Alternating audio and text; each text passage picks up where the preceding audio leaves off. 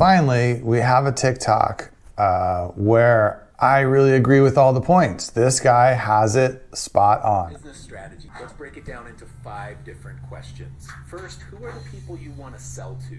These are your target customers. Second, what problems do these people have? This will lead you to create products and services. Third, where can you find people with these problems? This leads you to your marketing strategy. Fourth, how will you sell your services to these people? This is your sales strategy. Out of every other option in the world, why should they buy from you? If you can figure that out, your business is going to explode. It is your unique value proposition, your unique differentiator, and it's the thing that you should be looking for. All right, well, finally, we have a TikTok where I really agree with all the points. This guy has it spot on. I think the very first thing you should think about when you're starting your business is, who are your customers going to be? You don't want to start a window washing business where you've thought of the service first and then you try to figure out who needs their windows washed. Really, the better way to think about it is, who are the customers that I'm going to target? Is it high-rise building owners? Is it residential business owners? Is it business property owners, like car dealerships or something?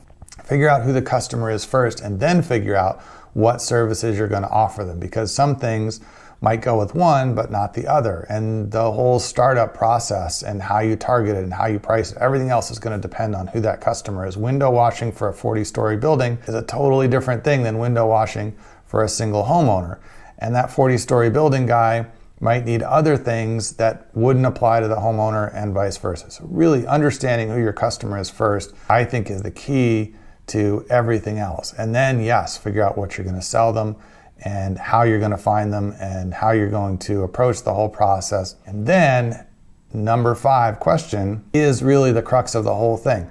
They've got other choices for whatever you're selling, whatever you have.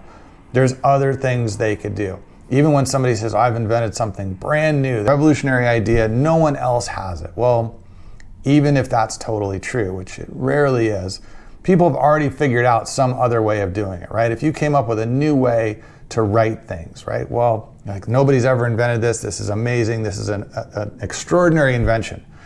There's nothing else like it in the world. I have no competition. Well, yeah, you do. People currently are using pens and paper and pencils, and they write stuff on their laptops. So there's lots of ways to write stuff down. You've invented a new way of writing stuff, but that doesn't mean just because your invention's brand new that you don't have competition, that there aren't alternatives, right? So there's always choices. So your goal as a business owner or potential business owner is to figure out, why would somebody choose to buy from you versus all their other options? And if you have good, compelling reasons, then you can get sales. If you have no real reason for somebody to buy from you versus all the other choices out there, then they probably won't, or they'll just do it by accident once in a while because you just happen to be the first person they stumbled across, but they wouldn't buy from you again. They wouldn't tell their friends about you. They wouldn't talk you up in a community of like-minded people. It was just really an accident.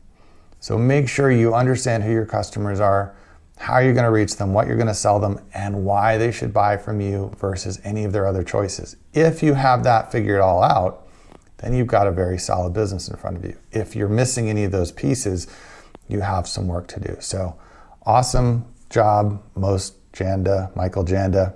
I totally agree with everything you said.